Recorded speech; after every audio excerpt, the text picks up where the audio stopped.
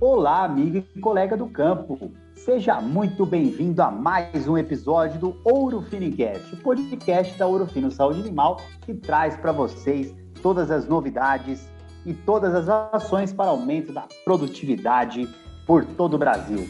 E olha só, como sempre, né, a gente traz um super convidado, mas hoje é aquele podcast diferente, que nós temos dois super convidados aqui. A primeira super convidada aqui é a Gabriela Oliveira, que é a nossa especialista técnica de marketing aqui da Ouro Fino Saúde Animal. Gabi, seja bem-vinda de novo aqui conosco, viu? Fala, Brunão. Muito feliz de estar contigo aqui mais uma vez para discutir um tema que eu gosto bastante. E como tu falou, nós temos um super convidado. Hoje, quem vai discutir com nós dois aqui sobre reprodução e sanidade da fêmea suína é o André Luiz Malman, que é médico veterinário e doutor em reprodução de suínos, e hoje trabalha como especialista técnico da BRF na parte de avós de suínos. Então, bem-vindo, André, muito feliz de estar te recebendo aqui hoje. Rapaz, eu que agradeço aí o convite da Ouro Fino e fico muito feliz aí em poder compartilhar alguns dos conhecimentos aí que a gente tem adquirido na prática, né, e coisas também da nossa rotina. Obrigado novamente pelo convite. Muito bom. Obrigado você, André, pela presença aqui. Nossos ouvintes aí, então, já sabem, hoje o assunto é reprodução e sanidade da fêmea suína. E eu já vou começar aqui, né, André? A gente estava conversando aqui, antes de iniciar o episódio, a gente estava falando, né, que a fêmea suína é o coração da granja, né? E, assim, para que a gente consiga o máximo de produtividade, precisa ter um monte de cuidado, né? Tanto de aspecto sanitário, quanto da própria vida reprodutiva dessas fêmeas, né? Agora, pensando aí do ponto de vista da reprodução, se você fosse elencar assim, aqueles pontos que são inegociáveis para o sucesso da vida reprodutiva, o que você pode citar para a gente aí, André? Bruno, acho que essa aí é a pergunta que, quem sabe, todo mundo tenha despendido a maior parte dos seus esforços, né? Trazendo a minha opinião, assim, o que eu tenho realmente focado nos últimos anos aí de trabalho em si, né? É difícil elencar um fator apenas, né? Mas eu diria, assim, que se tivesse que resumir, pegando a vida da fêmea, né? Eu resumiria nos fatores que estão relacionados ao ciclo 1, a fêmea jovem, né? Então, ter uma iniciação lá na vida reprodutiva dessa leitoa de uma maneira bem adequada, né? Ali atuando muito forte sobre os parâmetros sanitários, né? Porque uma leitoa, quando ela entra com um desafio sanitário já acima do que a gente espera, acaba que compromete a reprodução já na arrancada. E aí, na sequência, fazer uma boa condução aí durante a primeira gestação. E o que eu tenho mudado um pouco no último ano, praticamente, aí, que antigamente a gente sempre falava que o coração da reprodução era a inseminação, né? Mas eu vou te dizer, assim, que hoje eu tenho visto, né, com todo esse desafio, a fêmea cada vez tendo mais leitões nascidos, uma demanda muito forte por desmamar cada vez mais leitões, né? Eu tenho visto, assim, que acaba que a gente migrou um pouco e o coração passou a ser a primeira lactação. Se eu venho conduzindo com essa fêmea muito bem, fiz todo o trabalho certinho até no final da primeira gestação, e se eu coloco essa fêmea numa situação indesejada na primeira lactação, eu não consigo recuperar o desempenho dela nos ciclos seguintes, e aí acaba que eu tenho a produção dela abreviada e, por que não dizer, a vida dela abreviada, né? Então eu coloco aí a primeira lactação como um fator chave, né? Ainda mais pensando assim que com toda essa situação que a gente tem visto do sistema se adequando ao bem-estar animal, né? Com a lactação da matriz suína entrando para a quarta semana aí com lactações médias de 25, 26 até 28 dias, a gente pensa que para a leitoa isso é um desafio adicional, né? Porque ela não consegue atingir a sua demanda de energia através do consumo, né? Então, acaba que ela entra num catabolismo e se a gente não compensar com manejo, com uma dedicação extra, a gente prejudica ela de tal forma aí que vai comprometer a vida seguinte. Então, eu iria nessa linha aí, se eu tivesse que falar ou resumir um ponto-chave assim, para a reprodução e para o sucesso da produção da fêmea, né, na vida dela. Muito bom, André. E acho que entrando já num tópico que tu abordou nessa tua fala, com relação a mudança, né, que a gente vem observando, então, bastante expressiva aí para a gestação em baias coletivas, visando o bem-estar dessas fêmeas, né? Quais cuidados que tu aponta que a gente tem que ter do ponto de vista reprodutivo quando a gente utiliza esse sistema de gestação? Então, levando em conta o tipo de manejo, se vamos fazer um cobre-solta ou não, vamos segurar na gaiola, ou o tipo de arraçoamento que tu vai usar, se vai ser em mini-box, se vai ser em máquina, né? O que de cuidados tu frisa, assim, para a gente usando esse tipo de instalação? Esse é um fator assim que a gente tem, ele ainda é um dilema muito grande, tá, na produção de suínos, e não tem por que não dizer que a gente ainda está aprendendo a trabalhar nesse sistema. Então hoje a gente ainda não tem assim um sistema que é consolidado, a gente vê que está ganhando cada vez mais força o sistema com o uso de mini-box, né? Mas ao mesmo tempo existem sistemas que rodam no sistema eletrônico de arraçoamento que funcionam muito bem, né? E a partir disso eu acho que a gente vai criando alguns dilemas, né? Que são os dilemas do dia a dia, como por exemplo, nós vamos trabalhar com um sistema de mini-box, mas com um sistema de gaiola por 28 dias, né? O que eu vou fazer com a fêmea que chegou no final dos 28 dias e que ainda precisa recuperar o score corporal? Como é que eu vou trabalhar com ela se os meus grupos são de 20, 40 fêmeas, né? Quem sabe eu não tenha 20 fêmeas magras para fazer um subgrupo e tratar todas elas da mesma forma. Então, esse é um dos principais paradigmas que o sistema de baia coletiva nos impõe, né? Como gerenciar isso aí na prática, né?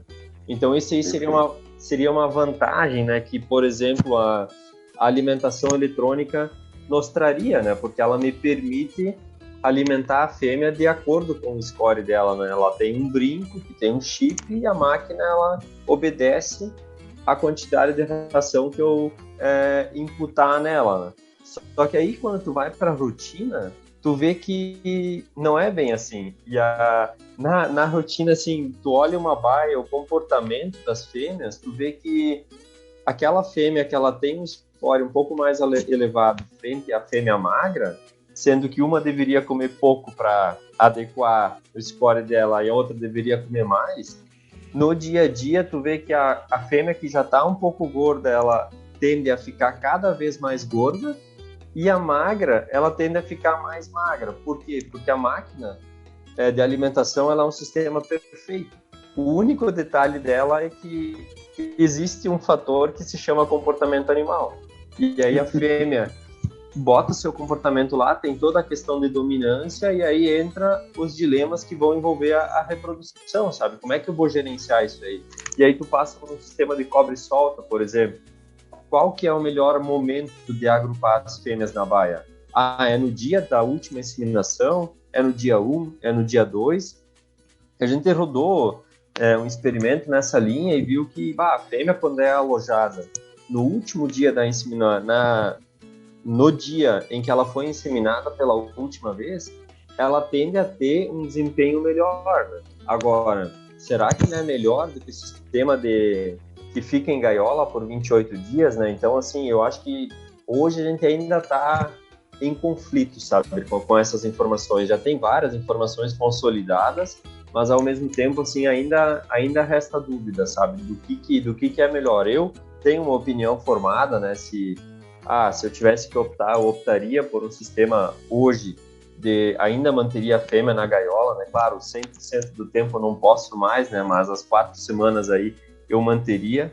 Melhor se a gente pudesse manter até os 35 dias, né? Mas como a gente não pode, a gente mantém por 28. Então, esse seria um sistema de eleição aí. E aí, olhando para o sistema da alimentação, quem sabe trabalharia como mini box, né? Até porque a gente precisa aprender um pouco mais aí a trabalhar com as máquinas e nesse sentido aí baias de repente um pouco menores aí para permitir grupos de fêmeas de acordo com a ordem de parto, de acordo com o tamanho ou mesmo score corporal aí para manipular um pouco melhor essa questão aí que é chave para a fêmea. Na verdade, né, André, assim, naquele momento que requer mais cuidado, talvez um sistema interessante seria o individual, né? Pelo menos para a gente ter um maior cuidado nesse momento que é um pouco mais sensível, né? Exatamente. E assim,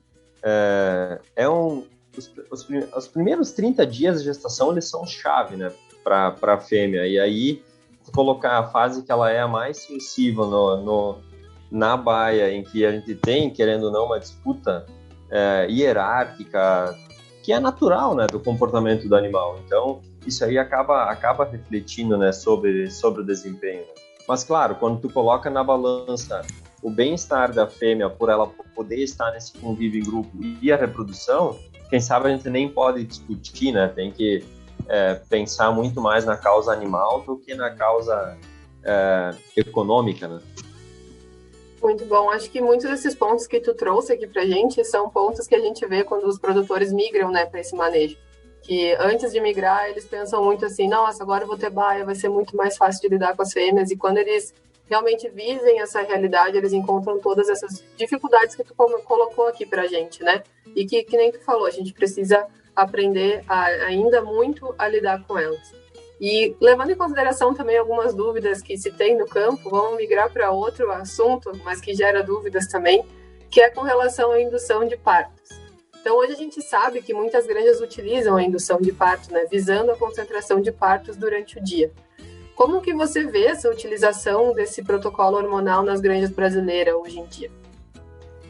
A indução ao parto, eu acho que é uma estratégia fenomenal, entendeu? Ela tem um potencial de nos ajudar de uma maneira muito grande, ao mesmo tempo que eu vejo que a gente passou um pouco da curva, entendeu? Ela deixou um pouco de ser usada de acordo com o seu princípio, que é ser usada de forma estratégica, e passou a ser usada de forma total.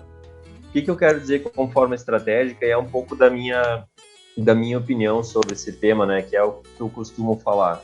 Sim, na minha opinião, as fêmeas, o seu grande grupo, tem que parir de forma natural.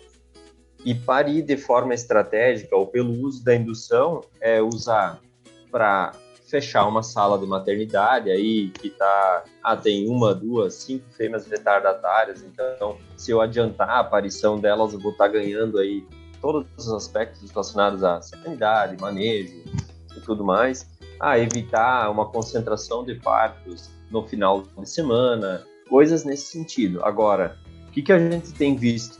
Por exemplo, granjas que operam num manejo semanal, ou seja, que tem parto, cobertura todos os dias, são granjas que fazem a indução 100% dos dias na semana.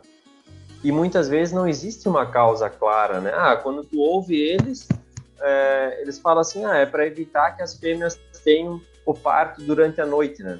Mas eu estou colocando um plantonista lá, né? E às vezes eu cheguei num ponto que, como eu estou induzindo praticamente 100% das fêmeas, eu nem sei se a fêmea iria parir de noite, né? Porque às vezes ela está numa região com o clima tranquilo, né? A gente tem muitas maternidades climatizadas, né? E ela ia parir de dia, e eu vou lá e forço a indução dela, né?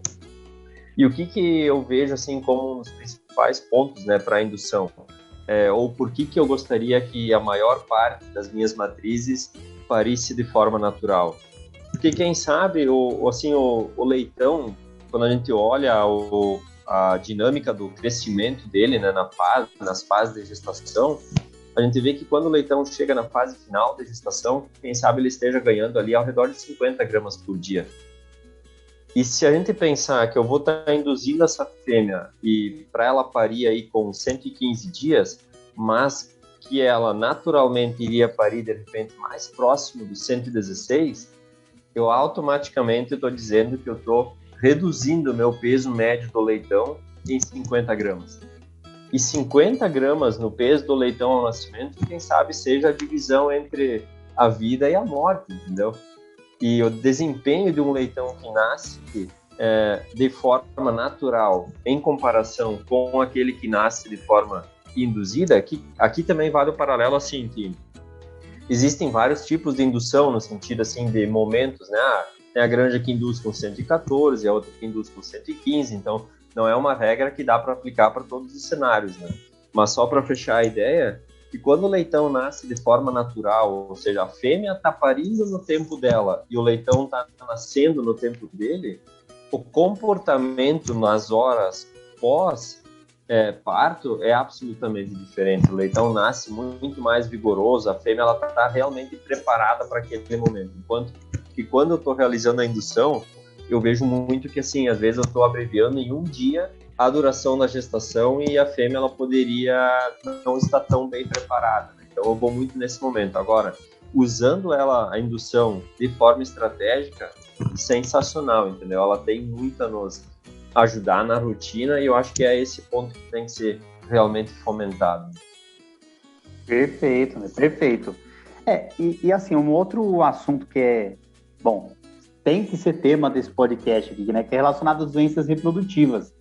E a pergunta é a seguinte: a gente pode dizer que tem um cenário de estabilidade nas granjas produtoras de leitão, né? Assim, você acha que as fêmeas sofrem mais hoje por problemas sanitários, aí talvez relacionados às doenças reprodutivas, ou por condições relacionadas às instalações nas quais elas estão inseridas? Esse aí é um outro tema bem interessante. Aí, vocês foram bem Só felizes. Pergunta para colocar na fogueira aqui. Foram bem felizes aí na escolha das perguntas. Bom, assim, Bruno, sendo bem sincero, tá, sobre essa questão das doenças reprodutivas, é um ponto que hoje, assim, eu quase não me preocupo de tão controlado que tá.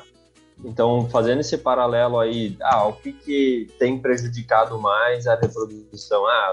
As doenças reprodutivas propriamente dito ou todos os outros fatores? Eu acho que todos os outros fatores, eles têm sido muito mais impactantes. E o que entra nesses outros fatores, né? Primeiro, falar das vacinas, né? As vacinas, de um modo geral, elas são extremamente eficazes, né? Funcionam muito bem. Agora, a vacina dentro do frasco dela, né? Ela aplicada lá onde tem uma série de eventos que acontecem no meio, é outros 500, né, que a gente fala. Então, assim, ter a garantia do checklist de vacinação aí, que tem vários itens, né, que tem que ser cumprido, já é o primeiro ponto. Se eu vou ter a garantia, né, ou às vezes eu tenho uma falha vacinal que pode ter, e eu vejo a doença lá acontecendo, que realmente, né, é característico aí, uma parvovirose, por exemplo. Só que não é porque a doença ela tá realmente circulante, é porque aquela fêmea não foi vacinada de acordo com o preconizado. E aí os outros fatores, né, que entram nessa linha aí é estrutural, entendeu? A gente acaba que tem muita deficiência aí de estrutura, né? A gente aloja as fêmeas aí em condições, às vezes, pega o verãozão, né, calor de 40 graus, né, e quer que a fêmea aí tenha um excelente desempenho reprodutivo, né? E não é por acaso que existe toda uma questão de sazonalidade que está envolvida aí, né, justamente porque acaba que a reprodução ela paga um preço, né, quando a temperatura varia muito, né? E especialmente nesse ano, né, assim, invariavelmente a gente vê isso, né, também porque existe uma série de condições que envolvem a produção de grãos, e esse aqui foi um ano que a gente sofreu muito com a questão da qualidade da matéria-prima, né? Então, ali dá para relacionar, assim, principalmente a contaminação de milho e soja, né, com micotoxinas, por exemplo, e acabam levando a uma série de eventos aí prejudicando a reprodução, né, abortamentos e mesmo nas centrais de sêmen, né, assim, machos lá alojados, refugando a ração nitidamente porque aquela ração ela estava contaminada com uma micotoxina. Então, assim, quadros que a gente vê no livro... Manejo, né? Sempre envolve manejo, né? Não tem como... exatamente. E, assim, às vezes tu vê no livro, né, uma doença acontecendo ou uma contaminação e tu acha que na prática isso aí não vai acontecer, né? E acaba que acontece. Então, respondendo a pergunta, assim, bem específico, né? As doenças reprodutivas, de um modo geral, elas não nos preocupam quando eu tenho uma garantia de que a vacina ela foi aplicada de forma correta, né? Agora, todos os outros fatores aí acabam que nos prejudicam aí de uma maneira bem interessante até. Aí varia muito, né, de região, de estrutura, e aí é uma série de fatores, né? Muito bom, André. E quando a gente fala de doenças respiratórias ou então de doenças infecciosas, né? Como que essas doenças que não estão diretamente relacionadas ao trato reprodutivo acabam afetando a vida reprodutiva da fêmea? Nesse ponto aí, sim, aí tem um desafio bem grande, né? Que, assim, eu dividiria de duas formas, né? Um que tem um dilema um pouco menor, que é de um pouco mais fácil resolução, e outro um pouco mais difícil. O mais difícil, na minha opinião, ele está relacionado com a leitoa quando ela chega ou é introduzida no sistema. Então, a gente tem uma migração aí de um sistema que está produzindo leitoas, por exemplo, livres de micoplasma, só que a granja destina ela é positiva para o micoplasma, né? E tu gerenciar essa transição da fêmea, porque ela vai ter que se positivar em algum momento, né? E aí assumir, por exemplo, a fêmea ela está tossindo, mas é normal que ela tenha tosse porque ela está se contaminando. Só que eu quero que ela não apresente essa tosse no momento em que ela está no flushing ou recém-inseminada. Então esse que é o grande X da questão, né? Então esse aí é um dos principais dilemas assim que a gente tem, que é com relação à aclimatação da fêmea e fazer essa transição de maneira suave a ponto de não refletir na primeira inseminação. E um outro é aquele que daí faz parte da rotina, né? Que aí entra a doença que vai estar circulante no plantel, vai estar eventualmente se manifestando, e aí entra muito a atividade do enfermeiro, né? Do cara que tem o olho clínico e vai estar identificando esses problemas no dia a dia, né? Então não dá para esperar a fêmea aí apresentar um quadro grave de batedeira, por exemplo, que aí eu sei que depois que ela é uma fêmea adulta, para resolver um quadro desses é muito mais complicado. Então entra aí, que eu sempre falo, né, que um dos pontos fundamentais aí para combater a mortalidade de matrizes, né, que a gente vê que está escalando ano após ano, né, atingindo níveis cada vez mais altos, é a saúde da matriz, né? Agora, te pergunto assim, quantas vezes eu vejo uma pessoa aferindo um suíno com um termômetro, aferindo aquela temperatura? E mesmo, assim, que foge um pouco das doenças respiratórias, né, mas após o parto, por exemplo, quem sabe um fator obrigatório para todas as granjas do país seria aferir a temperatura até 72 horas após o parto, independente se ela foi submetida à intervenção obstétrica ou não. Por quê? Porque aferindo a temperatura ali eu consigo ter um diagnóstico muito mais precoce do que esperar aquela fêmea manifestar um sinal clínico de, por exemplo, hoje eu tratei essa fêmea e ela não consumiu a ração dela. Só ali eu já perdi alguns dias de tratamento, né? Então o diagnóstico precoce, independente se for respiratório ou algum outro problema, eu acho que acaba sendo chave para essa situação aí das fases um pouco mais adultas dos animais. Agora, um que realmente é mais difícil é essa questão aí da iniciação, principalmente porque o impacto é grande, né? Tu cobrir uma fêmea na sua primeira, vale para todas, né? Mas como o quadro ele está mais relacionado à leitoa, tu cobrir uma leitoa com um quadro de infecção ativa é o resumo de que vai ser uma tragédia anunciada, né? Se ela não retornar ao cio aí ou apresentar um problema logo em sequência, vai acabar que ela vai gestar e vai estar impactando o meu nascido total lá na frente. Muito bom. Acho que tu elencou 3 pontos aí que a gente pode ressaltar, que é a questão da leitoa, né? Então, até a própria adaptação do sistema, em pensar em que idade vai receber essa leitoa para dar tempo de aclimatar e não ter todos esses sinais clínicos ali no momento da inseminação, né, que a gente sabe que é tiro no pé, aumento de retorno na certa, se a gente começar a inseminar a fêmea doente. E até para o próprio pessoal que está nos escutando, dar uma revisada dos seus indicadores aí e olhar, né, então, como que está teu retorno? Será dar uma repassada aí em todo esse fluxo sanitário das fêmeas que tu está recebendo, para dar uma olhada, ver se a gente pode, com esse nosso podcast de hoje, ajudar você aí na granja. Além disso, o enfermeiro, né? Então, acho que o enfermeiro é extremamente importante, acho que é não dá para chamar de profissão, né? Porque é um funcionário da granja, mas é negligenciado na maioria das granjas, e é extremamente importante que tu tenha realmente essa pessoa com essa responsabilidade, porque se tu não tem essa responsabilidade, né, vira, como a gente fala, cachorro de dois donos. Então, acaba que a fêmea muitas vezes não recebe essa medicação no momento que ela deve receber. E também, o terceiro ponto seria a questão do parto, né, que é extremamente importante para a vida reprodutiva subsequente dessa fêmea, né, para que a gente consiga ter ela em mais uma ordem de parto aí. Pode falar. Até nesse ponto aí, né, quando até tem uma apresentação que eu faço que é focada na mortalidade de matrizes, né, tipo, quais são as atitudes que eu vou ter, né, para combater um indicador que está mais elevado do que eu gostaria que estivesse, em se tratando aí de morte de fêmeas. Eu acho que o primeiro ponto aí que a gente, quem sabe, seja o resumo de toda a ópera é até que ponto esse indicador é prioridade dentro da granja. Então, quem sabe esse aí seja o resumo, né? Porque na tarefa do enfermeiro, né?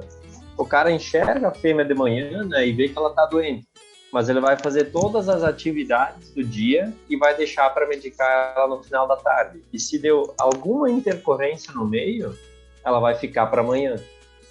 Então, assim, eu acho que a primeira coisa, pensando nesse fator aí, é atitude, tá? Primeiro é colocar o indicador como prioridade, e uma das coisas que entra é, se eu vi a fêmea doente agora, eu trato ela agora, não espero para depois. Então, são essas as duas mensagens adicionais aí desse assunto. Muito. Olha, eu vou falar para você, né? A minha especialidade, que nossos ouvintes talvez já conheçam, a minha especialidade é reprodução de fêmeas bovinas, né? Estava até falando para o André aqui, para a Gabi, antes de começar, que era um assunto que eu achava interessante, né? Mas as etapas da vida, né? A gente acabei não me aprofundando nisso. Mas olha, depois desse podcast aqui, eu vou falar para você, eu vou começar a estudar o assunto aí, porque eu achei muito interessante, ainda mais da maneira que o André colocou aqui, explicou pra gente, viu, André? Queria agradecer aqui em nome da Ouro Fino, em nome do todo o time aqui do Ouro Fino Incast, queria agradecer a sua presença, viu, que foi com certeza brilhante aí nas respostas e trouxe muitos assuntos de tema muito interessantes aí pra gente e importantes, claro, né?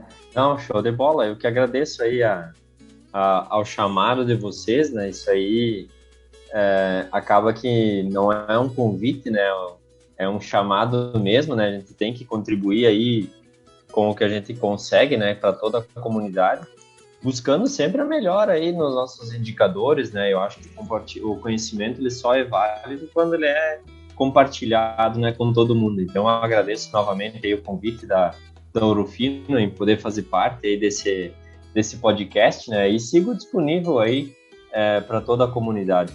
Obrigado aí, Bruno. Bom. Obrigado, Gabi. Obrigado aí. E o conhecimento ele só é válido quando compartilhado, e a turma aqui também já sabe que o conhecimento não ocupa espaço. Por isso que o pessoal fica antenado aí. Gabi, obrigado aí por ser a apresentadora aqui junto comigo, mais esse episódio aí. Eu vou falar para você, daqui a pouco você vai tocar esse Eurofinincast sozinho aí, porque você sempre manda bem. Obrigado por ter vindo também junto com a gente aqui, viu? Eu que agradecer o André também pela participação, e aposto que daqui a pouquinho tu já tá se apaixonando também pela reprodução de suínos, né, Brunão? Estamos te conquistando. É isso aí, comparando com as fêmeas bovinas aí, né, poxa, a bicha para ali, depois de 5 dias, né, dá cio, olha só, né?